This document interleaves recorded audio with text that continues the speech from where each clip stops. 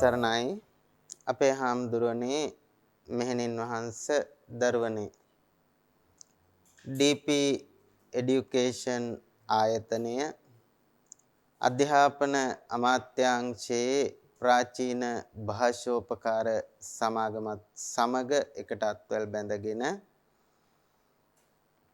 ප්‍රාචීන භාෂාවන්ගේ දියුණුව අභිවෘද්ධිය වගේම ප්‍රාචීන විභාග සඳහා ඉදිරිපත් වන අපේ හාමුදුරුවන් වහන්සේලාගේ මෙහෙණින් වහන්සේලාගේ වගේම දුවදරුවන්ගේ යහපත සුබ සිද්ධිය අපේක්ෂා කරමින් මාර්ගගත ක්‍රමවේදය ඔස්සේ DP ප්‍රාචීන අධ්‍යාපනය වැඩසටහන ඔබ වෙත ගෙනෙනු ලබනවා. එම වැඩසටහනට සමගාමීව ප්‍රාචීන පණ්ඩිත අවසාන උපාධි පරීක්ෂණයෙහි පාලි විෂය 3 වෙනි ප්‍රශ්න පත්‍රය එනම් පාලි සාහිත්‍ය ඉතිහාසය සඳහා ඉදිරිපත් කරනු ලබන පාඩම් මාලාවේ 96 වන පාඩමයි අපි අද දවසේදී ආරම්භ කරන්නට සූදානම් වෙන්නේ. මේ පාඩම් මාලාව ඇතුලේ අපි පාලි සාහිත්‍යයට සම්බන්ධ විවිධ පැතිකඩයන් පිළිබඳව අපේ අවධානය යොමු කරනවා, සාකච්ඡාවට භාජනය කරනවා. ඒ අතරින් බුදුරජාණන් වහන්සේගේ මුල්ම දේශනාව හැටියට සාම්ප්‍රදායිකව පිළිගන්න දේශනා පාළිය පිළිබඳව වගේම ටීකා පාළිය පිළිබඳවත් අපි තොරතුරු කතා බහ කළා. මේ වෙනකොට අපි සාකච්ඡා කරමින් ඉන්නේ පාලි කාව්‍ය ග්‍රන්ථ පිළිබඳව. පාලි කාව්‍ය ග්‍රන්ථ යටතේ ආරම්භයේදී අපි කතා කරමින් ආවේ පාලි වංශ කතාවන් පිළිබඳව. මූලික වශයෙන් පාලි වංශ කතා සාහිත්‍යය පිළිබඳ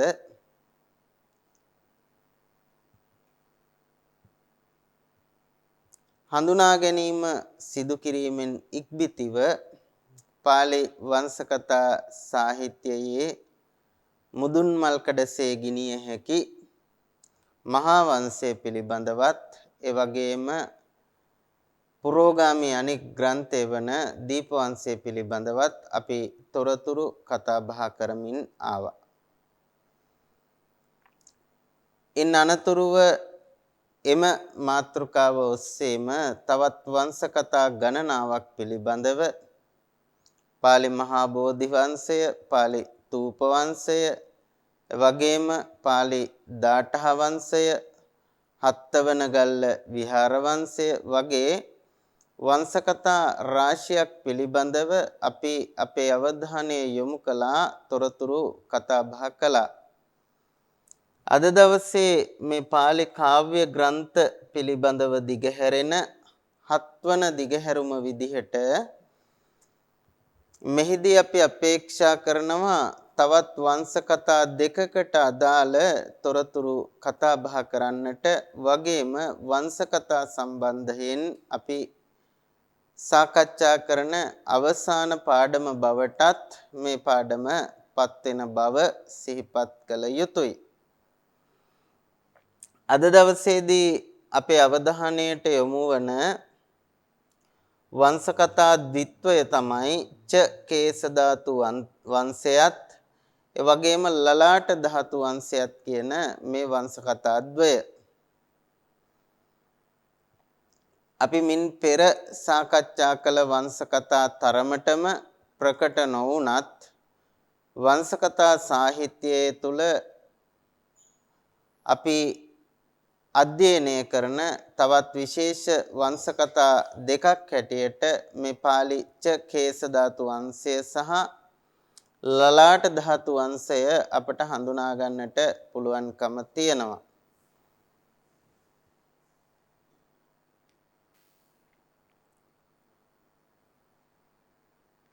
අපි මුලින්ම ච කේස ධාතු වංශය පිළිබඳව අපේ අවධානය යොමු කළොත් මේ ග්‍රන්ථයේ නම නිර්මාණය වෙන්නේ කොටස් කිහිපයක් එකතු වෙලා ච කේශ ධාතු වංශ කියන වචන එකතු වෙලා. මෙතන මූලික වශයෙන් වචන 4ක් අපිට දැක ගන්න පුළුවන්කම තියෙනවා. පාලි භාෂාව හදාරන විශේෂයෙන් ප්‍රාචීන අවසාන වගේ ශ්‍රේණියක අධ්‍යාපනය හදාරන වහන්සේලාට අමුතුවෙන් කිව යුතු නැහැ ච කියලා කියන්නේ සංඛ්‍යාවක්. අපි දන්නවා ච කියන වචනෙන් අදහස් කරන්නේ 6. කේශ කියන වචනෙන් අදහස් කරනවා කෙස්.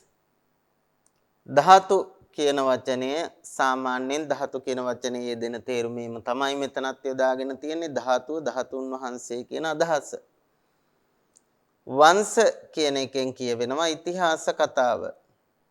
කොට මේ කෘතිය තුල ච කේස ධාතු වංශ කියන මේ කෘතිය තුල කියවෙන්නේ බුදුන් වහන්සේගේ කේශ ධාතුන් වහන්සේලා 6 නමක් පිළිබඳ තොරතුරු ගැප් කොට ගනිමින් නිර්මාණය කළ කෘතියක් නිසා මේ කෘතිය ච කේශ ධාතු වංශ කියන නමින් හඳුන්වනු ලබනවා. මේ කෘතිය ගත්තහම මේ කෘතියේ කතුවරයෙක් අපට හඳුනා ගන්න පුළුවන් කමක් නැහැ. කතුවරයෙක් පිළිබඳ තොරතුරු තත් කෘතිය තුල හෝ ඉන් බාහිර වෙනත් ස්ථානයක හෝ සඳහන් වෙන්නේ නැහැ. එනිසා මෙයත් කතුවරයා හඳුනාගත නොහැකි නැත්නම් කර්තෘ අඥාතයයි සැලකිය හැකි සංඛ්‍යාවේ ගිනිය හැකි කෘතියක් හැටියට තමයි අපට හඳුනා ගැනීමට සිද්ධ වෙන්නේ. එවැගේම මේ කෘතියේ කාලය සම්බන්ධයෙන් සලකා බැලුවත් මේ කෘතියේ කාලය පිළිබඳවත් අපට නිශ්චිත නිගමනයකට එළඹීමේ හැකියාවක් නැහැ. මොකද ග්‍රන්ථය ආරම්භයේ හෝ ග්‍රන්ථාවසානයේ හෝ එබඳු තොරතුරු පිළිබඳ කරුණු දැක්වීමට කතුවරයා ඊතරම් උනන්දුවක් දක්වලා නැහැ, අවධානයක් යොමු කරලා නැහැ. ප්‍රමාණය අතින් ගත්තත් මේ ග්‍රන්ථය ඊටම කුඩා ප්‍රමාණයේ ග්‍රන්ථයක්. මුද්‍රිත පිටු ප්‍රමාණය ගත්තොත් ආසන්න වශයෙන් මුද්‍රිත පිටු 18ක වගේ සංඛ්‍යාවකින් සමන්විත කෘතියක් හැටියට තමයි පොල්ලත්තේ බුද්ධදත්ත නායක හාමුදුරුවෝ පෙන්වා දෙන්නේ. ඒ නිසා ඊටමත් වංශකථා සාහිත්‍යයේ ඇතුළත් වෙලා තියෙන ග්‍රන්ථයන් අතරත කුඩාම ග්‍රන්ථයේ හැටියට අපට සලකන්න පුළුවන්කම තියෙනවා මේ ච කේස ධාතු වංශ කියන කෘතිය. මේ කෘතිය කරලියට පැමිණෙන්නේ එහෙම නැත්නම් භාවිතයට පැමිණෙන්නේ 1885 වර්ෂයේදී පාලි පොත් සමාගමේ සංගරාවට, ඒ කියන්නේ PTS ජර්නල් එකට, පාලි ටෙක් සොසයිටි එකේ සංගරාවට මිනායෙෆ් කියන පඬිවරයා මේ චකේස ධාතු වංශය සංස්කරණය කරලා ඉදිරිපත් කරනවා. එතුමා මේ PTS සංගරාවට ඉදිරිපත් කරයින් පස්සේ තමයි චකේස ධාතු වංශය පිළිබඳව කතා බහට ලක් වෙන්න පටන් ගන්නෙ. ඒ වගේම එතුමා මේ කෘතිය සංස්කරණය කිරීම සඳහා මුල් පිටපත හොයාගන්නේ බුරුමයේ කෞතුකාගාරයක තිබිලා. ඇත්තටම ගත්තොත් ලංකාවේ තරම්ම ජනප්‍රියත්වයට පත්වෙච්ච කෘතියක් නෙමෙයි මේ චකේස ධාතු වංශය කියලා කියන්නේ. නමුත් බුරුම සම්ප්‍රදාය තුල ලංකාවට වඩා වැඩි ජනප්‍රියත්වයක් ලැබුණු පාලි කෘතියක් හැටියට, වංශ කතාවක් හැටියට අපිට මේ කෘතිය හඳුනා ගන්න පුළුවන්. මේ 1885 PTS සංග්‍රහව කියලා සඳහන් කරාට ඔය 85 86 87 කියන අවුරුදු වලට අදාළව ඉදිරිපත් කරපු සංග්‍රහව එකටමයි තියෙන්නේ. ඒ සංග්‍රහවේ පස්වෙනි පිටුවේ ඉඳන් ඉදිරියට දකින්න පුළුවන් මේ චකේස ධාතු වංශයට අදාළ කොටස නැත්නම් එහි සංස්කරණය මිනායෆ් පඬිවරයා විසින් සිදු කරන ලද මේ ග්‍රන්ථයේ අන්තර්ගතය ගත්තොත් මේකේ සඳහන් වෙන්නේ බුදුහාමුදුරුවෝ සවැත් නුවර ජේතවනාරාමේ වැඩ ඉන්න කාලේ සිදුවෙච්ච සිදුවීමක් සම්බන්ධයෙන් බුදුහාමුදුරුවෝ ජේතවනාරාමේ වැඩ ඉන්නකොට බුදුහාමුදුරුවෝ මුණ ගැහෙන්න හමු වෙන්න යනවා හාමුදුරුවරු 6 නමක්. ඒ හාමුදුරුවරුන්ගේ නම් දැක්වෙන්නේ අනුරුද්ධ හාමුදුරුවෝ, සෝභිත හාමුදුරුවෝ, පදුමුත්තර හාමුදුරුවෝ, ගුණසාගර හාමුදුරුවෝ, ඥාන පණ්ඩිත හාමුදුරුවෝ සහ රේවත හාමුදුරුවෝ කියන මේ හාමුදුරුවරු මේ 6 නමම හාමුදුරුවරු 6 නමක් යනවා. මේ 6 නමම රහතන් වහන්සේලා හැටියට තමයි මූලාශ්‍රය තුල දැක්වෙන්නේ. මේ රහතන් වහන්සේලා බුදුහාමුදුරුවෝ හමු වෙන්න ගිහිල්ලා බුදුරජාණන් වහන්සේට සිහිපත් කරන එක්තරා මුහුදුබඩ ප්‍රදේශයක බොහොම ශ්‍රද්ධාවන්ත පිරිසක් ඉන්නවා. ඒ ශ්‍රද්ධාවන්ත උදවියට වන්දනාමාන කිරීම සඳහා යමක් ලබා දෙනවා නම් කේශ ධාතුන් වහන්සේලා ලබා දෙනවා නම් හොඳයි කියලා බුදුහාමුදුරන්ට සිහිපත් කරනවා. කොට මේ රහතන් වහන්සේලාගේ ඉල්ලීම පරිදි බුදුරජාණන් වහන්සේ කේශ ධාතුන් වහන්සේලා 6 නමක් මේ රහතන් වහන්සේලා 6 නමට ලබා දුන්නා කියන ප්‍රවෘත්තිය සඳහන් වෙනවා කෘතිය ආරම්භයේදී. ඒ ලබා දීපු කේශ ධාතුන් වහන්සේලා නිදන් කොට තැම්පත් කොට ඉදිකල චෛත්‍ය ආදිය පිළිබඳ විස්තර ඇතුළත් වන නිසා තමයි මේ කෘතිය කේශ ධාතු වංශ කියන නමින් හඳුන්වලා තිබෙන්නේ. අපිට දැන් මේ හාමුදුරුවන්ගේ නම් ටික අපි අරගෙන බැලුවොත් සමහර නම් තියෙනවා අපට ටිකක් නුහුරු නම් දකින්න පුළුවන් මෙතන. දැන් අනුරුද්ධ කියන නාමය අපිට හොඳට හුරු පුරුදු අපි දන්න නමක්. ඒ වගේම රේවත රහතන් වහන්සේත් ප්‍රසිද්ධයි බෞද්ධ සාහිත්‍ය තුල. ඊළඟට සෝභිත සහ පදුමුත්තර කියන නම් දෙකත් නුහුරු නම් නෙමෙයි. එම රහතන් වහන්සේලා හැටියට මේ නම් දෙක අප්‍රකට වුණත් බෞද්ධ සාහිත්‍ය තුල සෝභිත පදුමුත්තර කියන නම් දෙකත් ප්‍රකට නම් දෙකක්. එහෙම නැත්නම් බහුලව භාවිත වෙන නම් දෙකක්. එනමින් පෙනී සිටි රහතන් වහන්සේලා අප්‍රකට නමුත් නම් දෙක බෞද්ධ සාහිත්‍යයේ නිතර යෙදෙන නම් දෙකක්. විශේෂයෙන් අටවිසි බුදුහාමුදුරුවන්ගේ නම් කියන තැන්වල එහෙම ওই නම් දෙක දකින්න පුළුවන් සෝභිත පදුමුත්තර කියන නම් දෙක. මෙතන ඇතුළත් වෙලා තියෙන මෙන්න මේ ගුණසාගර කියන නාමය. ගුණසාගර කියන නාමය සහ ඥාන පණ්ඩිත කියන නාමය ගත්තහම ඔන්න ඔය නම් දෙක. ගුණසාගර ඥාන පණ්ඩිත කියන නම් දෙක අපේ සම්ප්‍රදායට ඊතරම් හුරු පුරුදු අපිට නිතර ඇහෙන නම් දෙකක් නෙමෙයි. ගොඩක් වෙලාවට මේ විදිහේ නම් භාවිත වෙලා තියෙන්නේ මහා විහාරීය සම්ප්‍රදාය එහෙම නැත්නම් ශ්‍රී ලාංකේය සම්ප්‍රදාය තුල නෙමෙයි. බොහෝ වෙලාවට බුරුම හෝ තායිලන්ත සම්ප්‍රදායන් තුල තමයි මේ විශේෂයෙන් මේ ඥාන පණ්ඩිත වගේ නම් භාවිත වුණු බවට සාධක අපිට හමු වෙන්නේ. ඔය ස්වરૂපේ පාලි නම් භාවිත වෙලා තියෙන්නේ එම සම්ප්‍රදායන් දිත්වය තුල. ඒ අනුව යම් අදහසක් අපට ඇති කරගන්න පුළුවන් බොහෝ වෙලාවට මේ කෘතිය ලාංකේය භික්ෂුවක් අතින් ලියවුණු කෘතියක් නොවේයි. බුරුම භික්ෂුන් වහන්සේ නමක් අතින් ලියවුණු කෘතියක් විය හැකිය කියන තැනට අපිට එන්නට පුළුවන්කම තියෙනවා සහ ඉදිරියේදී අපි කතා කරන තොරතුරුත් එක්ක ඒ අදහස යම් ආකාරයකට තහවුරු කර ගැනීමකුත් අපට සිදු කර ගන්නට පුළුවන්කම තියෙනවා. ඔකට චකේස ධාතු අංශය පිළිබඳව මූලික වශයෙන් අපට ඔය අදහස් සමූහය අරගන්න පුළුවන්.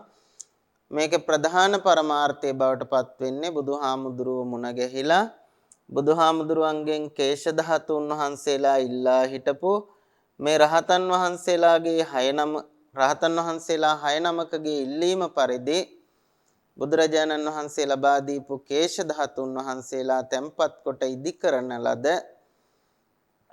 චෛත්‍ය රාජානන් වහන්සේලා පිළිබඳ තොරතුරු ගෙනහැර දැක්වීම තමයි මූලික අරමුණ අභිප්‍රාය බවට පත් වෙන්නේ.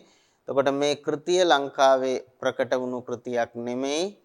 බුරුමේ කෞතුකාගාරයක තිබිලා එහි මුල් පිටපත් සොයා ගැනීමෙන් අනුතුරුව මිනායෆ් පඬිතුමා විසින් 1885 දී පාලි පොත් සමාගමේ සංගරාවට එහි සංස්කරණයක් ඉදිරිපත් කිරීමෙන් ඉක්බිතිව ප්‍රසිද්ධියටපත් වුණු කෘතියක් හැටියට මේ කෘතිය හඳුනා ගැනීමේ හැකියාව තියෙනවා. එතකොට දැන් මේ රහතන් වහන්සේලා ඔය කේශ ධාතුන් වහන්සේලා 6 නම වැඩම කරවාගෙන ගියයින් පස්සේ උන්වහන්සේලාට තනියම මේ චෛත්‍ය ආදී ඉදිකිරීමේ හැකියාවක් නැහැ. විවිධ අයගේ උපකාරයෙන් තමයි මේ කේශ ධාතුන් වහන්සේ 6 නම තැන්පත් කොට ඉදිකල චෛත්‍යයන් ඉදි කරන්නේ. ඒ චෛත්‍ය රාජානන් වහන්සේලා ඉදිකිරීම සඳහා සහයෝගය උදව්පකාර ලබා දුන්න අය පිළිබඳවත් කෘතිය තුල සඳහන් වෙලා තියෙනවා. මේ චකේස ධාතු අංශය පිළිබඳ හිනබ පඬිවරයා ඔහුගේ පාලි සාහිත්‍ය කෘතියේ ඉදිරිපත් කරන Handbook of Pali Literature කෘතියේ ඉදිරිපත් කරන අදහස් දිහා බලනකොට පේනවා දැන් මේකේ එතුමාත් භාවිත කරලා තියෙන්නේ මිනායෆ් පඬිතුමාගේම සංස්කරණය. මෙතන මේ දක්වලා තියෙනවා චකේශ ධාතු වංශ. ඒකට යොදන කෙටි යෙදුම වරහන් ඇතුලේ ඊට පස්සේ එඩිෂන් එක දක්වලා තියෙනවා නැත්නම් සංස්කරණය IP මිනායෆ් JPTS කියන්නේ Journal of Pali Text Society 1885. එතුමා මේ කෘතිය සම්පාදනය කිරීමේදී භාවිත කරලා තියෙන්නේ JPTS එකේ පළවෙච්ච 1885 කලාපේ පළවෙච්ච මිනායෆ් පඬිවරයා විසින් ඉදිරිපත් කරපු සංස්කරණය නැත්නම් ඒ ලිපිය තමයි භාවිත කරලා තියෙන්නේ. මෙතන තියෙනවා ඒක ඉංග්‍රීසි භාෂාවට නගනවා the story of the sixth hair helix.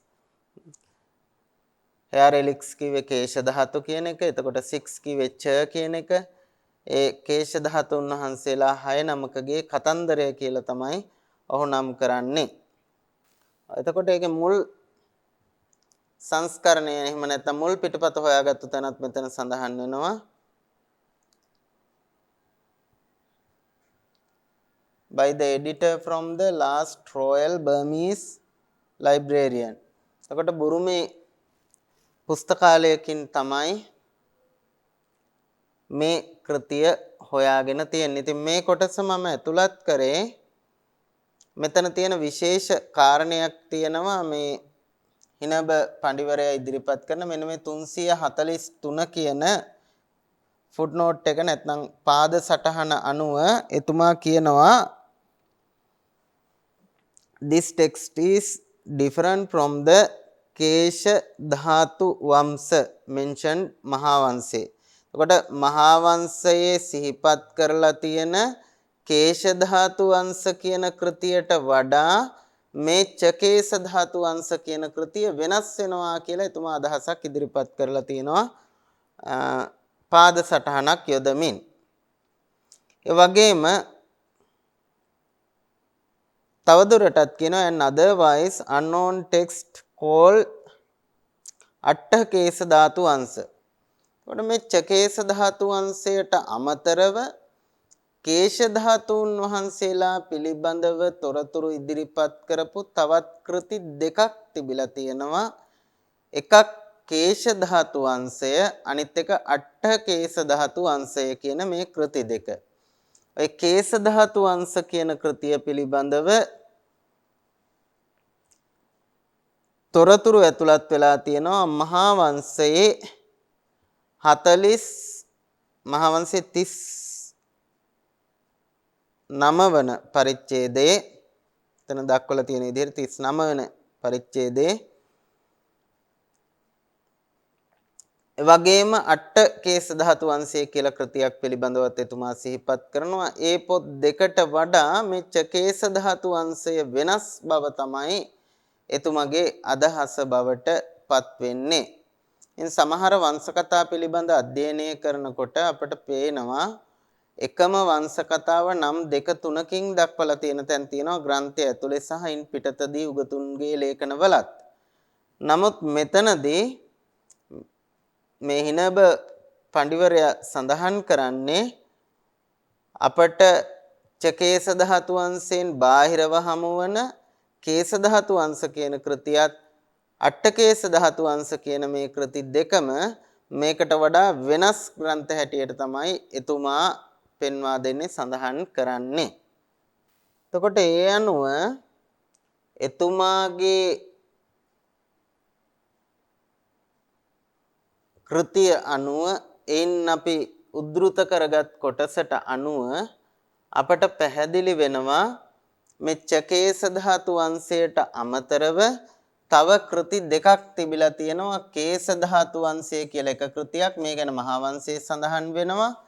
ඒ වගේම ඊට අමතරව අට්ඨ කේශ ධාතු වංශ කියලා නමේ හැටියට බැලුවොත් කේශ ධාතුන් වහන්සේලා 8 නමක් පිළිබඳව තොරතුරු ඇතුළත් වෙච්ච කෘතියක්.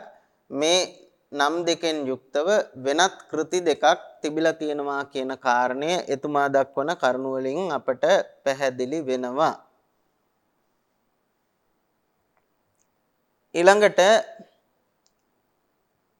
මේ කෘතිය සංස්කරණය කරලා PTS ජර්නල් එකට ඉදිරිපත් කරන මියා F කියලා තියෙන මිනා F වෙන්න ඕනේ. මේ මිනා F පඬිවරයා දක්වන විදිහට එතුමාගේ අදහස අනුව මේ කෘතිය එතුමා විශ්වාස කරන්නේත් බුරුම ජාතික හිමිනමකගේ කෘතියක් විය යුතුයි කියලා. කොටර මම මුලින් රහතන් වහන්සේලා 6 නමකගේ නම් දක්වපු තැනදී කතා කරා. එතන තියෙන නම් දෙකක් අපට ආගන්තුක නම් දෙකක් බවට පත් වෙනවා. ඒ නම් ගොඩක් වෙලාවට භාවිත වෙන්නේ බුරුම සම්ප්‍රදාය තුල. ඒ නිසා බොහෝ වෙලාවට මේ කෘතිය බුරුම ජාතික භික්ෂුවක් අතින් ලියවුණු කෘතියක් විය හැකියි කියන කාරණය ඒ බව තවදුරටත් තහවුරු වෙනවා මේ මිනා F පඬිවරයා දක්වන අදහසත් එක්ක ගලපලා බලනකොට. ඉතින් බොහෝ දුරට මේ කෘතිය බුරුම ජාතික හාමුදුරුවමක් අතින් ලියවුණු එකක් වෙන්නට පුළුවන්. ඒ නිසාම විය හැකියි මේ ලංකාවේ තරම් ජනප්‍රිය නොවෙන්නේ සහ ලංකාවේදී චකේශ ධාතු වංශයේ පිටපතක් හෝ අපට හමු නොවෙන්නේ. කියන්නේ පුස්කොළ පිටපතක් වගේ එකක් හෝ අපට හමු නොවෙන්නේත් ඔය හේතු සාධක නිසා වෙන්නට පුළුවන්කම තියෙනවා. ඊළඟට අපි කිව්වා ඔය රහතන් වහන්සේලා 6 නම බුදුරජාණන් වහන්සේගෙන් ලබාගත්තු කේශ ධාතුන් වහන්සේලා තැන්පත් කරලා චෛත්‍ය 6ක් ඉදි කළාය කියලා. ඔට ඒ චෛත්‍ය 6 ඉදි කිරීම සඳහා උපකාර කරපු අයගේ නම් ගොත් ආදියත් සඳහන් වෙලා තියෙනවා. ඒ අතරින් පළමු චෛත්‍යය ඉදි කිරීම සඳහා සහයෝගය ලබා දෙන්නේ ශක්‍ර දිව්‍ය රාජයා කියලා තමයි සඳහන් වෙන්නේ. යනෝ බොහෝ වෙලාවට ඒ චෛත්‍යය දිව්‍ය ලෝකයේ ඉදිවෙච්ච එකක් විය හැකිව පවතිනවා. ඊළඟට දෙවන චෛත්‍ය ඉදි කිරීමට සහයෝගය ලබා දෙනවා පජ්ජුන්න කියන දිව්‍ය රාජයා. පජ්ජුන්න කියන දිව්‍ය රාජයාගේ අනුග්‍රහය මත තමයි දෙවැනි චෛත්‍යය ඉදි වෙන්නේ. තුන්වෙනි චෛත්‍යය ඉදි වෙන්නේ මණිමේකලා කියන කෙනාගේ, මෙයත් බොහෝ වෙලාවට දෙවි කෙනෙක් වෙන්න පුළුවන්. මණිමේකලා කියන කෙනාගේ සහයෝගයෙන් තුන්වන චෛත්‍යය ඉදි වෙන බව සඳහන් වෙනවා. එතනින් පස්සේ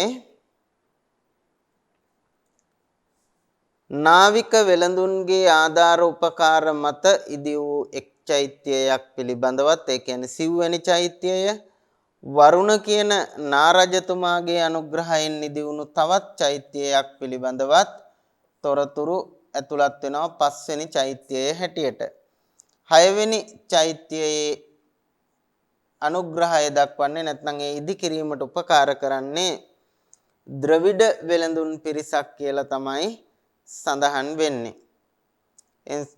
මෙතන මේ වෙළඳ පිරිස ද්‍රවිඩ කියලා දක්වලා තියෙන්නේ පොල්වත්ත බුදුදත්ත නායක හඳුරු. නමුත් ඊට වඩා ටිකක් වෙනස් අදහස් සමහර කෘතිවල අපිට දකින්න පුළුවන්. කොහොම නමුත් ඔන්න ඔය ආකාරයට ඛණ්ඩායම් 6කගේ අනුග්‍රහය මත මේ කේශ ධාතුන් වහන්සේලා 6 නම තැන්පත් කොට ඉදි කළ චෛත්‍ය 6ක් පිළිබඳව තොරතුරු තමයි මූලික වශයෙන් චකේශ ධාතු වංශය තුල ඇතුළත් වෙලා තියෙන්නේ. සහ ඒකටම එකතු කරලා තව කාරණයක් කිව්වොත් උගත්තු විශ්වාස කරනවා මේ චෛත්‍ය 6 එක තැනක නැත්නම් ආසන්න ප්‍රදේශයක ඉදිවෙච්ච චෛත්‍ය නෙමේ විවිධ ප්‍රත්‍යන්ත දේශවල ඉදිවෙච්ච චෛත්‍ය හැටියට නැත්නම් විවිධ තැන්වල ඉදිවෙච්ච චෛත්‍ය හැටියට තමයි මේ චෛත්‍ය 6 පිළිබඳව උගතුන් විශ්වාස කරන්නේ. ඊළඟට පොදුවේ ගත්තාම චකේශ ධාතු වංශයේ දකින්නට තියෙන දුර්වලතාවය තමයි බොහෝමයක් දෝෂ සහිත බව අපිට මේ කෘතිය දකින්න පුළුවන්. භාෂාව අතින් ගත්තාමත් ඒ වගේම සමහර වෙලාවට කරුණු අතින් ගත්තාමත් තියෙන නොගැලපීම් සදොස් බව ටිකක් වැඩිපුර දකින්න පුළුවන් අනෙක් ග්‍රන්ථවලට වඩා. දෝෂයන් බහුලව දක්නට ලැබෙන කෘතියක් හැටියට හඳුන්වා දෙන්න පුළුවන්කම තියෙන. ඇතැම් වෙලාවට ඒක පසු කාලීනව පිටපත් කරපු අය අතින් සිදු වුණු දෙයක් වෙන්නටත් පුළුවන්. එහෙමත් නැත්නම් සමහර වෙලාවට කතුවරය අතින්ම වෙච්ච දෝෂයක් බවට පත් වෙන්නත් පුළුවන්. ඒ දෙකෙන් කවර කරුණක් වුණත් මේ ග්‍රන්ථය තුල සෙසු වංශ කතාවන්ට සාපේක්ෂව බලනකොට භාෂා ශෛලියේ සහ කරුණු දැක්වීම ආදී යම් සදොස් සහිත තැන් බොහොමයක් දැකගත හැකි බව තමයි උගතුන්ගේ අදහස බවට පත් වෙන්නේ.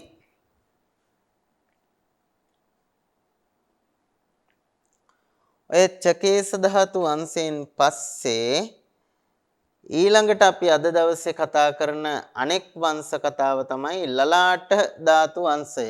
ලලාට ධාතු වංශය. ලලාට කියලා කියනවා නලලට.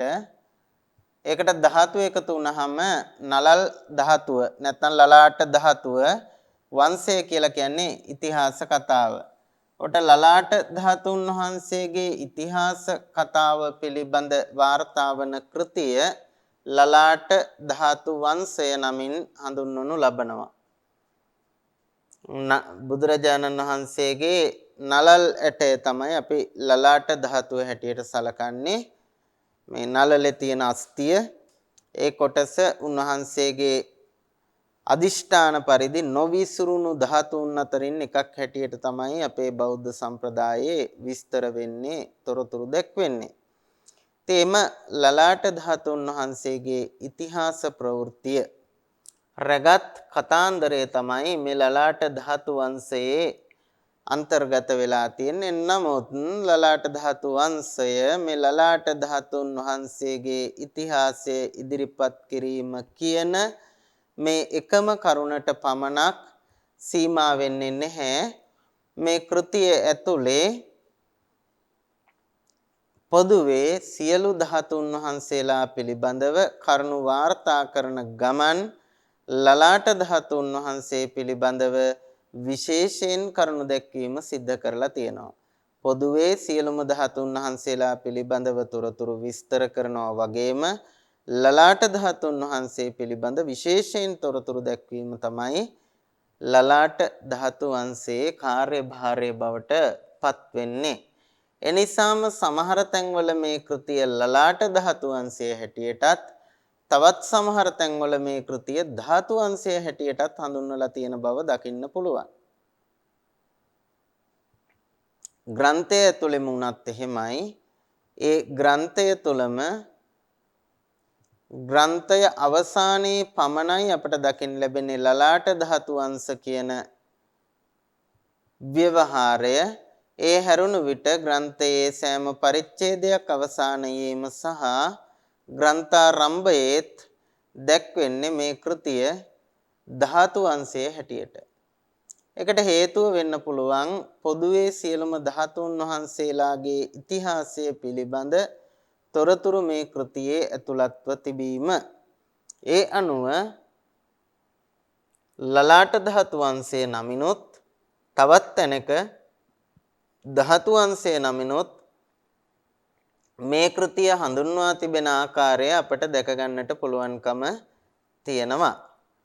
කොට පොතේ ආරම්භයේ දැක්වෙන නමස්කාර ගාථා වලින් ඉක්බිතිව නමස්කාර ගාථා වලින් අනතුරුව අපට දැක ගන්නට පුළුවන්කම තිබෙනවා මේ ග්‍රන්ථයට අදාළ වැදගත් කරුණු කිහිපයක් මෙන්න මේ ආකාරයට.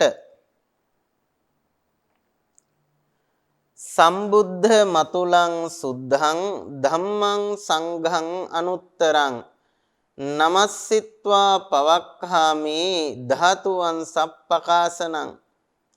සම්බුද්ධ මතුලං සුද්ධං ධම්මං සංඝං අනුත්තරං නමස්සිත්වා පවක්ඛාමි ධාතුවන් සප්පකාසනං.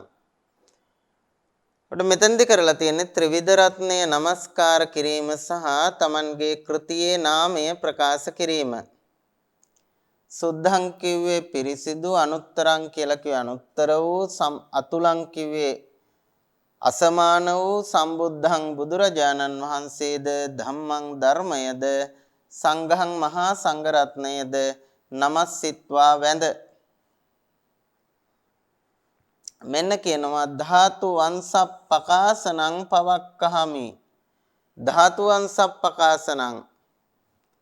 එතකොට කතුවරයා කෘතිය සඳහා ලබා දී තිබෙන නාමය හැටියට අපිට හඳුනා ගන්නට පුළුවන්කම තියෙන්නේ මෙන්න මේ ධාතු වංශ කියන නාමය. මෙතනදී කතුවරයා කියන්නේ නැහැ මේක ලලාට ධාතු වංශ කියලා. මේ ආරම්භක ගාථාවලදී කතුවරයා කෘතිය නම් කරලා තියෙන්නේ ධාතු වංශය කියලා. එනිසා කියනවා පවක්කාමි ධාතු වංශප්පකාසනං. ධාතු වංශය ප්‍රකාශයට පත් කරනවයි කියන එක තමයි, නැත්නම් පවසනවයි කියන එක තමයි කතුවරයා සඳහන් කරන්නේ, දක්වන්නේ. ඊළඟට අනික් ගාථාවෙන් කියවෙනවා තික්ඛත්තු මගමා නාතෝ ලංකා දීපං මනෝරමං සත්තානං හිත මිච්ඡන්තෝ සාසනස්ස චිරට්ඨිතින්. තික්ඛත්තු මගමා නාතෝ ලංකා දීපං මනෝරමං සත්තානං හිත මිච්ඡන්තෝ සාසනස්ස චිරට්ඨිතින්. නාතෝ කියලා කිව්වේ බුදුහාමුදුරුවෝ. සත්තානං හිත මිච්ඡන්තෝ සත්තානං සත්වයින්ගේ හිතන් යහපතද, එවැගේම සාසනස්ස සාසනයේ චිරට්ඨිතින් චිරපැවැත්මද ඉච්ඡන්තෝ කැමති වෙමින්. තික්ඛත්තුං තුන්වතාවක් මනෝරමං ලංකා දීපං මනරම් වූ ලංකා ද්වීපයට අගමා ගියහ. බුදුහාමුදුරුවන්ගේ ත්‍රිවිධ ලංකා ගමනයන් ගැනත් මේ කෘතියේ සිහිපත් කරලා තියෙනවා, වගේම විස්තර සඳහන් වෙනවා. උඩ මෙතෙන්දි කියනවා බුදුහාමුදුරුවෝ තුන්වතාවක් ලංකාවට වැඩියා. ලංකාවට වැඩියේ කරුණු දෙකක් මුල් කරගෙන. මොනවද කරුණු දෙක? එකක් සත්තානං හිතමිච්ඡන්තෝ, සත්තානං හිතං ඉච්ඡන්තෝ, සත්වයින්ගේ යහපත ප්‍රාර්ථනා කරමින් කැමති වෙමින් බුදුහාමුදුරුවෝ ලංකාවට වැඩියා. ඒ වගේම සාසනස්ස චිරට්ඨිතින්, සාසනයේ චිරපැවැත්ම අපේක්ෂා කරමින් බුදුහාමුදුරුවෝ ලංකාවට වැඩියා. බුදුහාමුදුරුවෝ ලංකාවට තුන්වතාවක් වැඩම කිරීමේ අරමුණු දෙකක් තියෙනවා. එකක් සත්වයින්ගේ යහපත කැමති වීම, අනිත් එක සාසනයේ චිරපැවැත්ම කැමති වීම. ඔන්න ඔය අරමුණු දෙක මුල් කොටගෙන බුදුහාමුදුරුවෝ තෙවතාවක් ලංකාවට වැඩි බව ධාතු වංශයේ එහෙමත් නැත්නම් ලලාට ධාතු වංශයේ ආරම්භයේම සඳහන් වෙලා තියෙනවා. දැන් ඔය බුදුහාමුදුරුවන්ගේ ලංකා ගමනේ ගැන කතා කරනකොට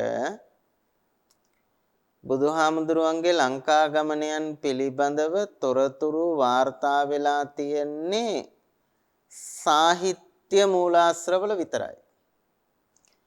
සාහිත්‍ය මූලාශ්‍රවලින් පරිබාහිර වූ අන් කවර මූලාශ්‍රයක හෝ බුදුහාමුදුරුව ලංකාවට වැඩම කළ බවක් සඳහන් නොවෙනවා වගේම එය පුරාවිද්‍යාත්මකව ඔප්පු කිරීමේ යම් අපහසුතාවයක් තිබෙන බව සෙනරත් පරණවිතාරණ මහත්තයා වර එක සඳහන් කරලා තියෙනවා.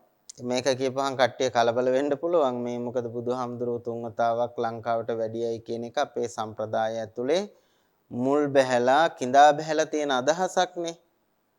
ඉතින් ඔය වගේ අදහසක් සම්බන්ධයෙන් යමක් ප්‍රකාශ කරපුවාන් ටිකක් ඒක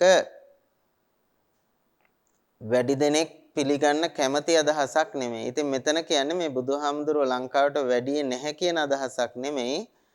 බුදුහාමුදුරුවෝ ලංකාවට වැඩියාය කියන එක සඳහන් වෙන්නේ ඔප්පු වෙන්නේ සාහිත්‍ය මූලාශ්‍රවලින් විතරයි. ඉතින් අපි කවුරුත් දන්නවා සාහිත්‍ය මූලාශ්‍රවල එන තොරතුරු 100%ක් විශ්වාසදායක මූලාශ්‍රයක් බවට පත් වෙන්නේ නැහැ ඉතිහාසය හදාරනකොට. සාහිත්‍ය මූලාශ්‍රයකෙන අදහසක් බොහෝ වෙලාවට පිළිගන්නේ වෙනත් පුරාවිද්‍යාත්මක සාධකත් එක්ක ගලපලා බලලා සංසන්දනය කරලා බලලා.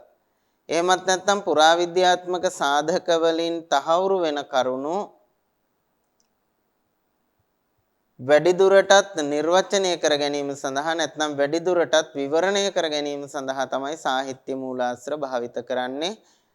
හුදෙක් සාහිත්‍ය මූලාශ්‍රයක සඳහන් වූ පමණින් ඒ කරුණෙහි ඓතිහාසිකත්වයේ පිළිගැනීම එම විෂයේදී ඊතරම් යුක්තියුක්ත බවට පත් වෙන්නේ නැහැ. ඉතින් කොහොම නමුත් ධාතු වංශයේ මෙන්න මේ විදිහට සඳහන් කරනවා බුදුහාමුදුරුවෝ තුන් වතාවක් ලංකාවට වැඩම කළාය කියලා. දැන් ඉස්සෙල්ලා මං කිව්වා පොතේ ආරම්භයේදී කතුවරය කියන්නේ තමන් ලලාට ධාතු වංශයක් ප්‍රකාශ කරන බවක් නෙමෙයි, තමන් ප්‍රකාශ කරන්නේ ධාතු වංශය කියලා තමයි කතුවරය සඳහන් කරන්නේ දක්වන්නේ. නමුත් ග්‍රන්ථයේ අවසානයේ එන තොරතුරුත් එක්ක බලනකොට ග්‍රන්ථයේ අවසානයේ අපට දකින්න ලැබෙනවා මේ කෘතිය සඳහා ලලාට ධාතු වංශ කියන නාමය භාවිත කරලා තියෙන බව. ඒ බව තහවුරු වෙනවා කෘතිය අවසානයේ සඳහන් වෙනවා මෙන්න මේ විදිහේ පාඨයක්. එත්තාවතා ලලාට ධාතු සංවන්නනා සමත්තා. එත්තාවතා ලලාට ධාතු සංවන්නනා සමත්තා. එත්තාවතා මෙපමණකින් ලලාට ධාතු සංවන්නනා ලලාට ධාතුන් වහන්සේ පිළිබඳ මනා වූ වර්ණනාව සමත්තා නිමියේය කියලා සඳහනක් වෙනවා. කොට මෙන්න මේ ග්‍රන්ථාවසානයේ දැක්වෙන සඳහනේ පමණයි මේ කෘතිය ලලාට ධාතු වංශය කියන නමින් හඳුන්වා දී තිබෙන්නේ. අනෙක් සෑම තැනකම ඒ කියන්නේ මේ කෘතිය ආරම්භයේ දැක්වෙන මේ ගාථාව තුලත් ඒ වගේම සෑම පරිච්ඡේදයකම අවසානයේත් ඒ හැම තැනකම දැක්වෙන්නේ මේ කෘතියේ නම ධාතු වංශය හැටියට මිසක ලලාට ධාතු වංශය හැටියට නෙමෙයි.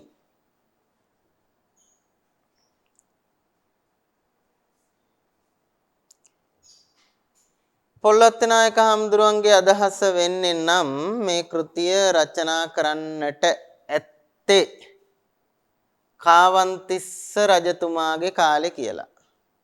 කාවන්තිස්ස රජතුමාගේ කාලේ කියලා කියන්නේ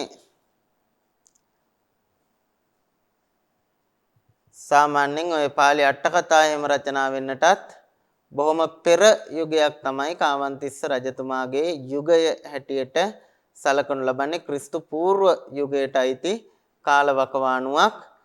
ඉතින් ඒක කොයිතරම් දුරට පිළිගත හැකි කරුණක්ද කියන එක පිළිබඳව පරිේශන කොට නිගමනයට එළඹිය යුතු කාරණයක් කියන එක මෙතනදී සිහිපත් කළ යුතුයි. බොහෝ වෙලාවට උන්වහන්සේ එතනින් අදහස් කරන්නට ඇත්තේ වර්තමානයේ තියෙන මේ ධාතු අංශය හෝ ලලාට ධාතු අංශය නොවේයි ඒ සඳහා පාදක කොටගත් මූලාශ්‍රය ග්‍රන්ථයේ ඇතැම් විට එමවකවානුවේදී ලියවුණා වෙන්නට පුළුවන්. ඒ හැරුණුකොට මේ වර්තමානයේ තියෙන ලලාට ධාතු අංශය එහෙම නැත්නම් ධාතු අංශය නමින් හඳුන්වන කෘතිය නම් කාවන්තිස්ස රාජ්‍ය යුගයේ දක්වා පැරණියයි පැවසීම ඊතරම්ම පිළිගත හැකි කාරණයක් නෙමෙයි. එහෙම නැත්නම් විශ්වාස කළ හැකි සීමාවේ පවතින කාරණයක් නෙමෙයි කියන එක මුලින්ම මතක් කළ යුතුයි. එතකොට මේ කෘතියේ කතුවරයා සම්බන්ධයෙන් හෝ කෘතියේ කාලය සම්බන්ධයෙන් නිශ්චිත වශයෙන් තොරතුරු අනාවරණය කරගත හැකි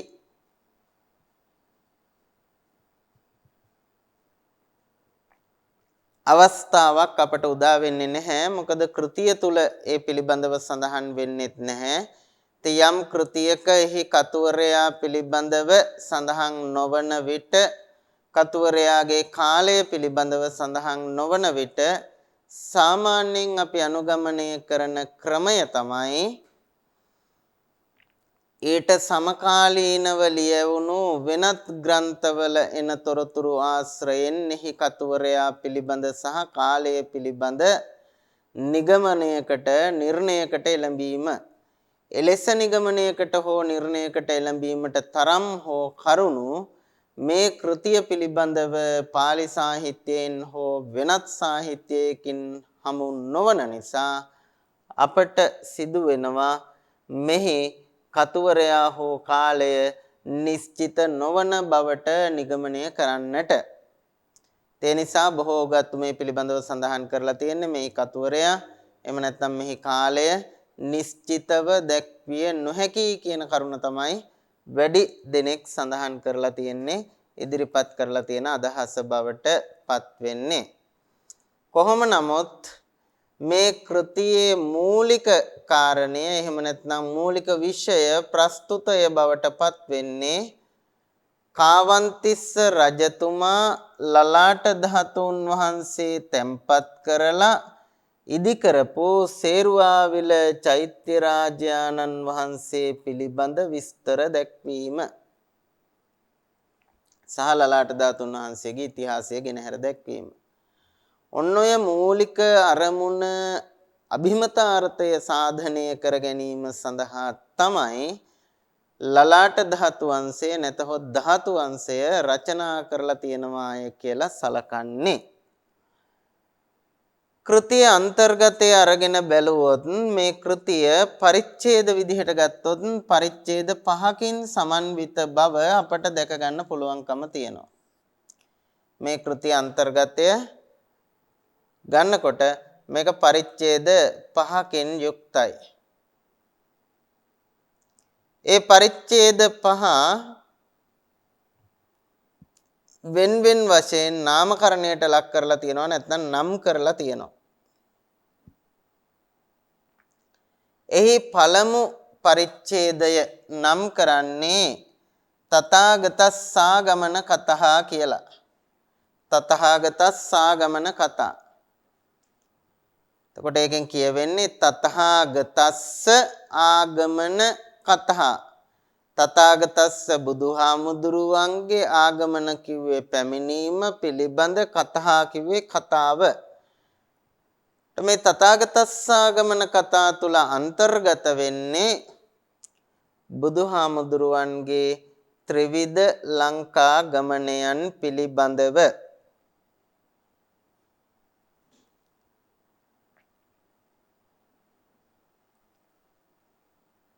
මෙන්න මේ පළවෙනි පරිච්ඡේදය අවසානයේ එන සඳහනකින් පේනවා අපට ඒ අවසානයේ දැක්වෙන තොරතුරුත් එක්ක බලනකොට මේ කෘතිය සඳහා තොරතුරු සපයා ගැනීමේදී ඉන් පෙර රචනා වෙලා තිබුණ ධාතු අංශයක් කතුවරයා විසින් ආශ්‍රය කොට තිබෙනවාය කියන කාරණය. දැන් අර මම මුලින් සඳහන් කරපු ගාථාව තුලත් අපට දකින්න ලැබුණා තික්ඛත්තු මගමා නාතෝ ලංකා දීපං මනෝරමං සත්තානං හිතමිච්ඡන්තෝ සාසනස්ස චිරට්ටිතින් කියලා ප්‍රකාශයක්.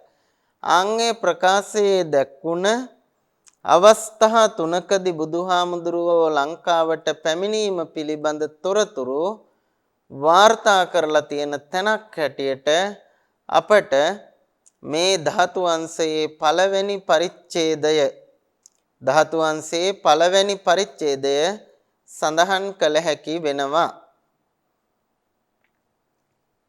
ඒ තුල බුදුහාමුදුරුවෝ මයංගණයට නාගදීපයට සහ කැලණියට කියන මේ ස්ථාන තුනට තුන්වරකදී වැඩම කරවීම පිළිබඳ තොරතුරු සඳහන් වෙලා තියෙනවා වාර්තා වෙලා තියෙනවා.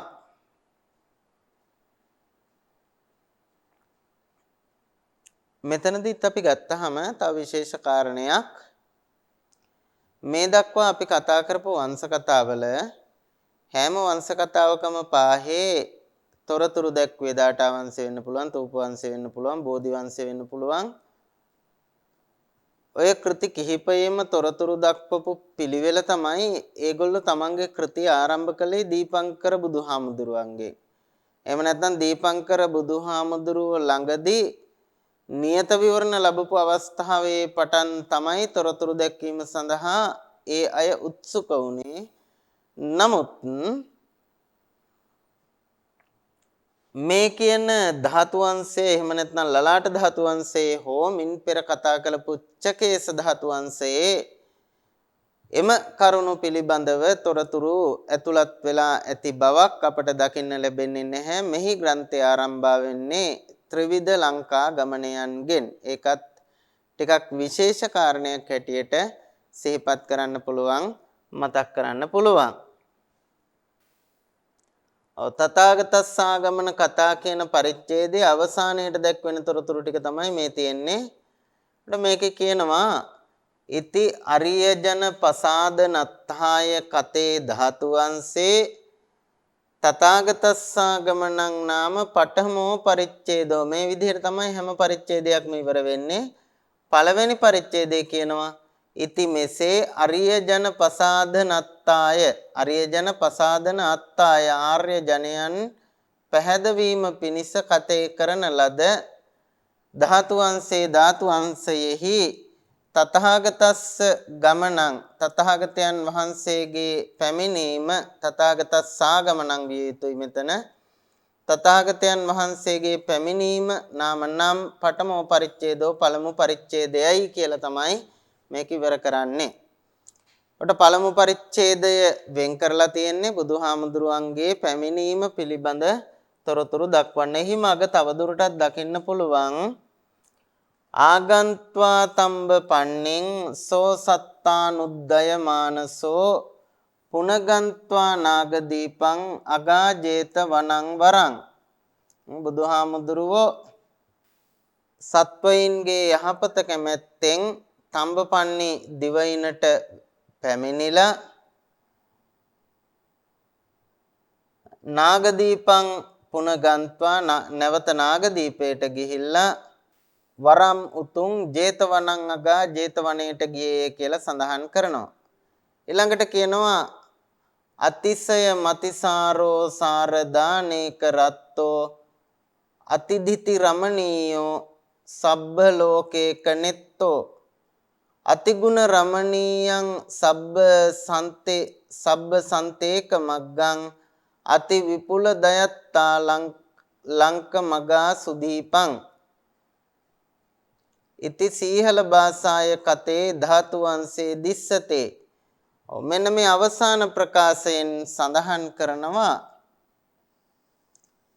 මේ විදිහට සඳහන් වෙනවලු කොහෙද ඉති මෙසේ සීහල භාසාය කතේ ධාතු වංශේ සිංහල භාෂාවෙන් කළ ධාතු වංශයෙහි දිස්සතේ දක්නට ලැබේ.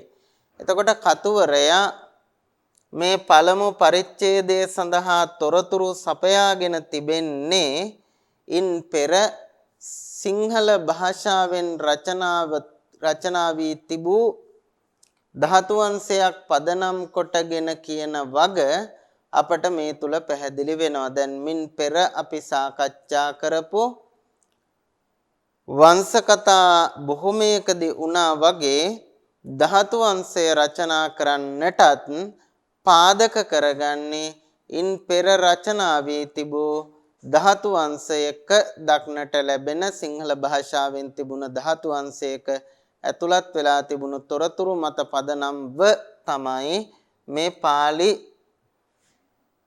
ධාතු වංශයත් රචනා කරලා තියෙන්නේ. ඒ බව පැහැදිලි වෙනවා ඉති සීහල භාෂාය කතේ ධාතු වංශේ දිස්සතේ කියන මේ පාඨය තුලින්.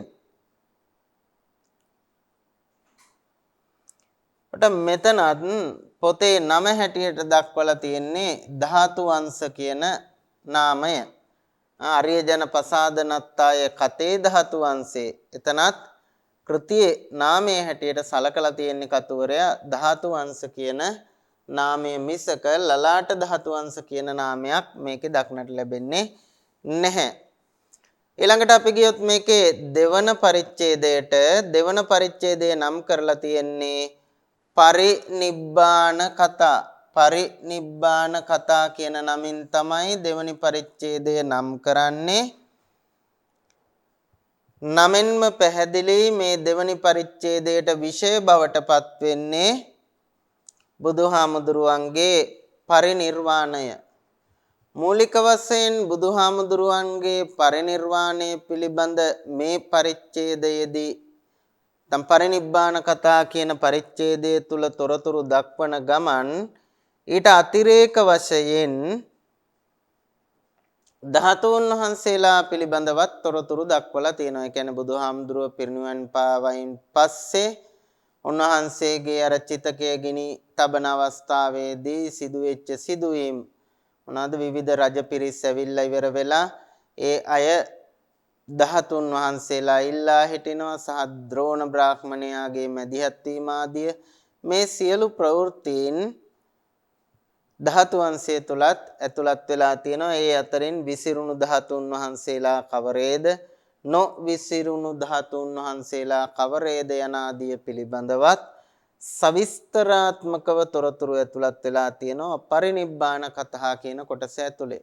කොට පරිනිබ්බාන කතා කොටස ඇතුලේ බුදුහාමුදුරුවන්ගේ පරිනිර්වාණයට අදාළ තොරතුරු වගේම ධාතුන් වහන්සේලා විසිරීම නොවිසිරීම බෙදා දීම ආදිය පිළිබඳවත් තොරතුරු අන්තර්ගත වෙලා තියෙන බව ඇතුළත් වෙලා තියෙන බව දකින්න පුළුවන්. මේ ග්‍රන්ථයේ තුන්වෙනි පරිච්ඡේදය නම් කරන්නේ ධාතු පරම්පරා කතා කියලා.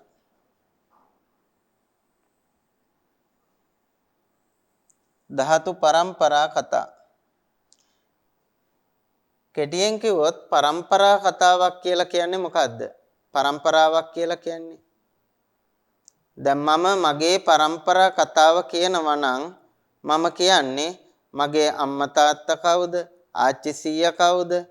නත්තා මුත්තා පනත්තා කිත්තා කිරිකිත්තා ඔහොම කියන ඔය ඉදිරියට මගේ පරපුරේ සෙසු පුරුක් ගැන මතක් කරගෙන යන එකට තමයි අපි පරම්පරාව කියන්නේ. එතකොට මේ ධාතු පරම්පරා කතාව ඇතුළේදී සිද්ධ වෙන්නේ ලලාට ධාතුන් වහන්සේ බුදුහාමුදුරුවන්ගේ චිතකයෙන් ලලාට ධාතුන් වහන්සේ ලබා ගත්තේ කවුද? එතනින් කාගේ අතටද ගියේ? ඊට පස්සේ කාගේ අතටද ගියේ? කොහොමද ලංකාවට ආවේ? කොහොමද කාවන්තිස්ස රජතුමාට හම්බුනේ? සහ කාවන්තිස්ස රජතුමා එය ඉදිකොට කෙබඳු චෛත්‍යයක්ද නිර්මාණය කළේ? ඔය වගේ තොරතුරු ටික තමයි පරම්පරා කතාව කියලා කියන්නේ. ඉතින් මෙතනදී ගොඩක් වෙලාවට වැඩි ප්‍රමුඛත්වය දීලා තියෙනවා ධාතු පරම්පරා කතාව ඇතුලේ මේ ධාතුන් වහන්සේ කාවන්තිස්ස රජතුමාට හමුවීම දක්වා ඒ ධාතුන් වහන්සේගේ ඉතිහාස කතාව ගෙන හැර දැක්වීමට වැඩි අවධානයක් ලබා දීලා තියෙනවා මේ ධාතු පරම්පරා කතා කියන කොටස ඇතුලේ.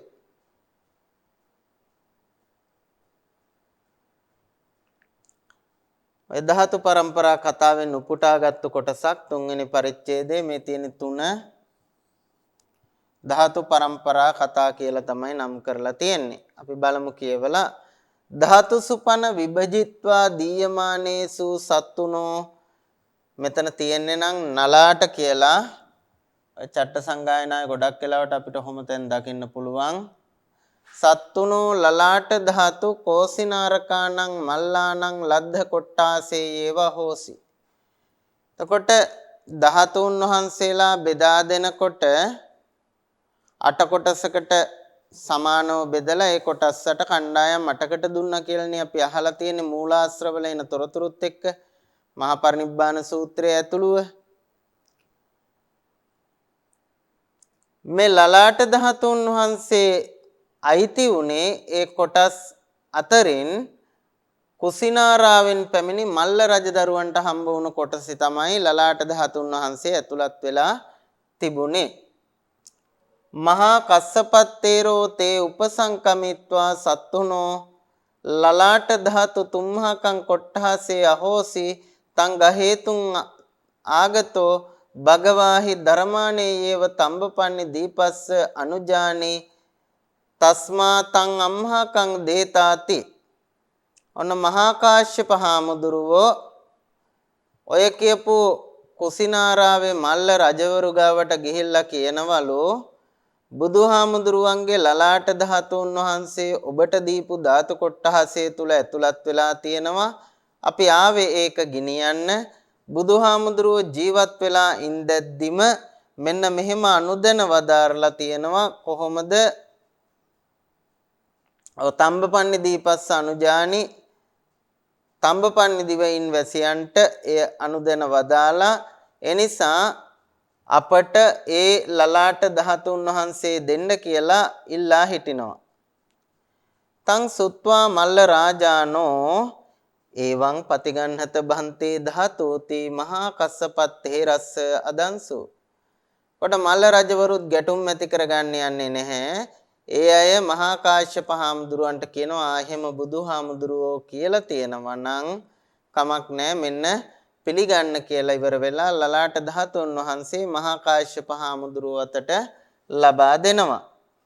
සෝ අත්තනෝ සද්ධි විහාරිකං මහා නන්දත්තේරං පක්කෝසාපෙත්වා ලලාට ධාතුන් තේරස්ස නීයා දෙත්වා ඉමං ධාතුන් තම්බපන්නි දීපේ මහා වාලුක ගංගාය දක්ඛින භාගේ සේරුනාම දහස්සාන්තේ වරාහනාම සොණ්ඩිමත්තකේ කාකවන්න තිස්සෝ නාම රාජා පතිට්ඨා පෙස්සති චේතියං සංඝාරාමංකාරා පෙස්සති ත්වං ඉමං ධාතුන් ගහෙත්වා වේසාලියං උපනිස්සාය මහාවන විහාරේ කූටාගාර ශාලායන් සත්තුනෝ වසිත ගන්ධ කුටියං ඨපෙත්වා ධාතු පූජං කତ୍වා ආයු සංඛාරේ ඔස්සට්ටේ පරිනිබ්බාපය මානේ අත්තනෝ සද්ද විහාරිකස්ස චන්දගුත්තත්තේ රස්ස ධාතුං සංකතෙත්වා අපමත්තෝ හෝහීති වත්වා ධාතුං තේරස්ස දත්වා අනුපාදිශේෂ නිබ්බාන ධාතුයා පරිනිබ්බායි.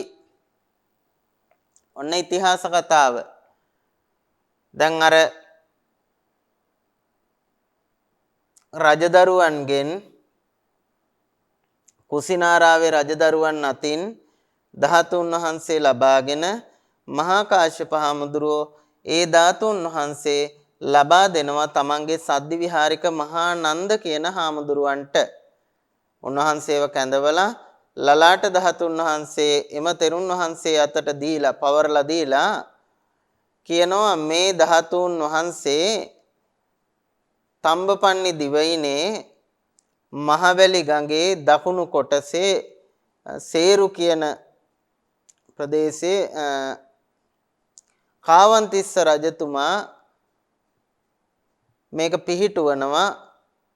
ඒ වගේම මේක පිහිටුවලා චෛත්‍යයක් සංඝාරාමයක් ඉදි කරනවා. ඔබ වහන්සේ මේ ධාතුන් වහන්සේ අරගෙන විශාලා නුවර ඇසුරු කොටගෙන මහාවන විහාරේ කූටාගාර ශාලාවේ බුදුහාමුදුරුව වැඩ ඉඳපු ගන්ධ කුටියේ තබමින් ධාතු පූජාවන් පවත්වන්න. ඔබ වහන්සේ ආයු සංස්කාර අතහරින අවස්ථාවේදී පිරිනුවම් පාන අවස්ථාවේදී තමන්ගේ සද්දිවිහාරික චන්දගුත්ත කියන හාමුදුරුවන්ට මේ ධාතුන් වහන්සේගේ ඉතිහාස කතාව කියලා එයාට අප්‍රමාදී වෙන්න උපදෙස් දීලා ධාතුන් වහන්සේ තෙරුන් වහන්සේට පවරා දෙන්න නැත්නම් තමන්ගේ සද්විහාරිකයාට පවරා දෙන්න කියලා උපදෙස් ලබා දීලා උන්වහන්සේ පිරිනුවම් පෑවා කියලා තමයි සඳහන් කරන්නේ. ඉතින් මේ විදිහට මේක ක්‍රමානුකූලව මේ ධාතුන් වහන්සේ ලලාට ධාතුන් වහන්සේ කාවන්තිස්ස රජතුමා අතටපත් වීම දක්වා ධාතුන් වහන්සේගේ ඉතිහාස කතාව ඉදිරිපත් කිරීම තමයි ඔය ධාතු පරම්පරා කතාවේදී සිද්ධ වෙන්නේ. ඊට පස්සේ අපිට හම්බ වෙනවා පකින්නක කතා කියලා කොටසක්. ඉතින් විශේෂයෙන් ওই පකින්නක කතා කියන කොටසේදී එකකට එකක් සම්බන්ධ නැති විවිධ අතිරේක තොරතුරු ආදිය ගොඩක් ඇතුළත් වෙලා තියෙනවා. බොහෝ වෙලාවට පකින්නක කියන නමින් අදහස් කරන්නේ ඒ නිසාම තමයි දැන් අපිට පෙලෙත් දකින්න හම්බ වෙනවා පකින්නක වග්ග ආදිය පිළිබඳව. ඒ වයිදි කරන්නේ අර අනිත් කොටස් වලට ඇතුළත් කරන්න බැරි පොදු ලක්ෂණ යටතේ වර්ගීකරණය කළ නොහැකි කරුණු තියෙනවා නම් ඒ ටික තමයි පකින්නක කාණ්ඩයකට ඇතුළත් කරන්නේ. එතකොට මේ පකින්නක පරිච්ඡේදයේදී සිද්ධ වෙන්නේ පකින්නක කතා කියන පරිච්ඡේදයේදී ඔය කියපු කතන්දරයට යම් ආකාරයක සම්බන්ධතා තියෙන ඒත් අතිරේක තොරතුරු සමුදායක් ඉදිරිපත් කිරීම තමයි ඒ තුල සිද්ධ වෙන්නේ. අවසාන පරිච්ඡේදය නම් කරනවා ධාතු නිධානාධිකාර කියලා. මේ ධාතු නිධානාධිකාර කියන අවසාන පරිච්ඡේදයේදී ඔය ලලාට ධාතුන් වහන්සේ නිදන් කරලා ඉදි කරපු සේරුවාවිල චෛත්‍ය රාජානන් වහන්සේ පිළිබඳ තොරතුරු ආදිය දැක්වීමෙන් ඉක්බිතිව ග්‍රන්ථාව සානයේ මෙන්න මෙහෙම සඳහනක් දකින්න ලැබෙනවා. මේක ගොඩක් වෙලාවට අපේ සම්ප්‍රදාය තුලත් විශ්වාසයක් විදිහට තියෙනවා මේ කියන කතාව. මූලාශ්‍රයක් විදිහට ගත්තොත් අපට ධාතු වංශේ එහෙම නැත්නම් ලලාට ධාතු වංශේ මේ විස්තරය දකින්න හම්බ වෙනවා. සෝ තතෝ චුතෝ ජම්බුදීපේ නිබ්බත්තිත්වා මෙත්තේය භගවතෝ පිතා සුබ්‍රහ්මානාම භවිස්සති. අර කියපු කාකවන්න තිස්ස රජතුමා නැත්නම් කාවන්තිස්ස රජතුමා තතෝ චුතෝ එතනින් නික්මිලා ගිහිල්ලා ඒ කියන්නේ ආත්ම භාවයෙන් නික්මිලා ගිහිල්ලා ජම්බුදීපේ නිබ්බත්තිත්වා දඹදිව ඉපදිලා මෙත්තේය භගවතෝ පිතා සුබ්‍රහ්මානාම භවිස්සති. මෛත්‍රී බුදුහාමුදුරුවන්ගේ තාත්තා බවට පත් වෙන්නේ කවුද? කාවන්තිස්ස රජතුමා කියලා තමයි මේ ධාතු වංශයට අනුව සඳහන් වෙන්නේ. ධාතු වංශය කියනවා අනාගතේ මෛත්‍රී බෝධිසත්වයන් වහන්සේ පහළ වෙනකොට උන්වහන්සේගේ පියතුමා බවට පත් වෙලා සුබ්‍රහ්ම කියන නමින් උත්පත්තිය ලබන්නේ අන්කවරෙකුත් නොවේයි මේ කාකවන්නතිස්ස රජතුමා කියලා. ඒ විතරක්ද නෑ. විහාර දේවී තස්සේව මාතා බ්‍රහ්මවතී නාම බ්‍රාහ්මණී භවිස්සති. විහාර මහා දේවියත් කලුරිය කරලා ගිහිල්ලා මෛත්‍රී බෝධිසත්වයන් වහන්සේ ලෝකේ පහළ වෙන කාලය වෙනකොට බ්‍රහ්මවතී කියන නමින් මෛත්‍රී බෝධිසත්වයන්ගේ මව බවට පත් වෙන්නේ බ්‍රහ්මවතී බ්‍රාහ්මණිය නමින් බැමිණිය නමින් මෛත්‍රී බෝධිසත්වයන්ගේ මෞතුමිය බවට පත් වෙන්නේ ඔය කියපු විහාර මහා දේවියය කියලා ධාතු වංශයේ සඳහන් වෙනවා. ඊළඟට එපමණකොත් නෙමෙයි අභයගාමිනී කුමාරෝ තස්සේව මෙත්තේයස්ස භගවතෝ පටමග්ග ශාවකෝ භවිස්සති කනිට්ඨෝ සද්ධාතිස්සෝ ဒ ුතියග්ග ශාවකෝ භවිස්සති. ගාමිනී අභය කුමාරයා නැත්නම් දුටුගෙමුණු කුමාරයා මෛත්‍රී බුදුහාමුදුරුවන්ගේ පළමු ශ්‍රාවකයා බවට අග්‍ර ශ්‍රාවකයා බවට පත් වෙනවා. ඔහුගේ සහෝදරයා සද්ධාතිස්ස රජතුමා ද්විතීය ශ්‍රාවකයා බවට නැත්නම් දෙවැනි ශ්‍රාවකයා බවට පත් වෙනවාය කියලා සඳහන් කරනවා. ඔන්න ඔතන අපිට දකින්න හම්බ වෙනවා එත්තාවතා ලලාට ධාතු සංවර්ණනා සමත්තා මෙපමණකින් ලලාට ධාතු සංවර්ණනාව නිමියේය කියලා දකින්න හම්බ වෙනවා. ඇතැම් වෙලාවට මේ අවසාන පරිච්ඡේදයේදී වැඩි වශයෙන් අවධානය යොමු කරලා තියෙන්නේ ලලාට ධාතුන් වහන්සේ පිළිබඳව නිසා මේ කොටසට විතරක් එත්තාවතා ලලාට ධාතු සංවන්නනා සමත්තා කියලා යෙදුවා වෙන්න පුළුවන්. මොකද අනිත් හැමතැනකම දකින්න ලැබුණේ ධාතු අංශයෙහි මෙන්න මේ පරිච්ඡේදයේ අවසానයි කියන ප්‍රකාශය. හැබැයි මේ අවසාන පරිච්ඡේදයේ විතරක් අපිට දකින්න පුළුවන් එත්තාවතා ලලාට ධාතු සංවන්නනා සමත්තා කියලා. මේ හැමතැනම නයන්න තියෙන්නේ නයන්න වෙනුවට ලයන්න එන්න ඕනේ. ලලාට ධාතු සංවන්නනා සමත්තා කියලා. හැබැයි ඒකෙන් පස්සේ නැවත කියනවා ධාතු අංශෝ සමත්තෝ ධාතු අංශය නිමියේය කියලා.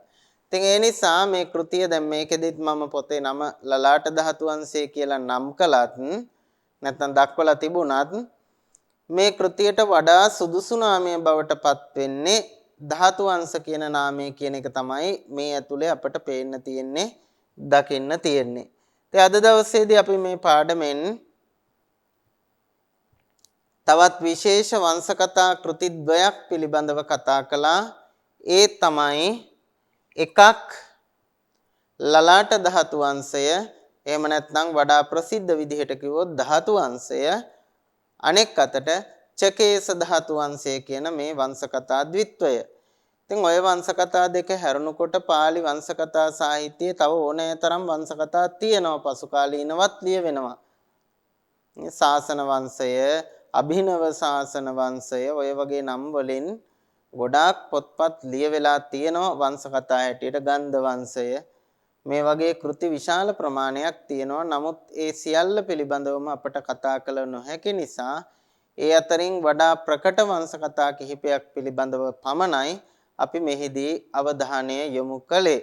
ඒ ඔබ වහන්සේලාට පුළුවන්කම තියෙනවා මේ ආකාරයට අවශේෂ වංශකථා කෘති පිළිබඳවත් තොරතුරු ඒකරාශී කරගෙන තවදුරටත් ඒ වංශකථාවන් පිළිබඳව Tamanගේ දැනුම ඥානය වර්ධනය කරගනිමින් වංශකථා පිළිබඳ Tamanගේ අවබෝධය දැනුම වඩා පුළුල් බවට පත් කරගන්න ඒ සඳහා ඔබට ආරාධනා කරමින් අදට අපි සමුගන්නටයි සූදානම.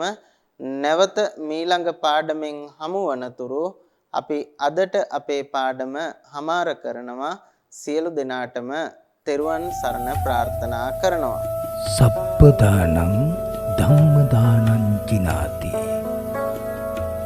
සියලු දානයන්ට වඩා ධර්ම දානය උතුම් වන්නේය යන උතුම් බුදු වදන පසක් කරමින් ප්‍රාචීන අධ්‍යාපනය ලබන සුවහසක් හාමුදුරුවන් වහන්සේලාගේ, මෙහෙණින් වහන්සේලාගේ සහ දුවා දරුවන්ගේ දහම් ඇස විවර කරමින් සම්බුද්ධ ශාසනයේ චිරස්ථිතිය උදෙසා ධම්මික ෆ්‍රසිලා පෙරේරා පදනම මගින් සිදු කෙරෙන මහඟු සමාජ සත්කාරයයි ඩීපී ප්‍රාචීන අධ්‍යාපනය